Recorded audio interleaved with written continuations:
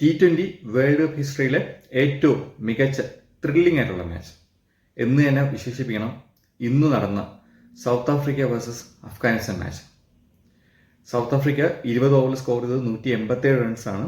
10 ഓവറിൽ 98 runs score ചെയ്ത ടീമാണ്. നെക്സ്റ്റ് ഒരു 10 ഓവറിൽ 100 റൺസിന് മുകളിൽ സ്കോർ ചെയ്ത് ടോട്ടൽ ഒരു 200 മുകളിൽ എത്തിക്കാൻ കേപ്പബിലിറ്റിയുള്ള ബാറ്റിംഗ് ലൈനപ്പ് ഉള്ള ടീമാണ്. പക്ഷേ അഫ്ഗാനിസ്ഥാൻ നല്ലതായിട്ട് ബൗൾ ചെയ്തു.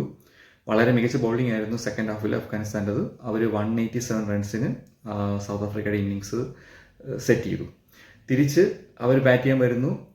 റഹ്മാനുള്ള ഗുർബാസിൻ്റെ ഒരു മികച്ച ഇന്നിങ്സ് ആയിരുന്നു. അവരും ചേസ് ചെയ്തു നല്ല രീതിയിൽ 187 റൺസ് എടുത്തു. മാച്ച് സൂപ്പർ ഓവറിലേക്ക് പോയി.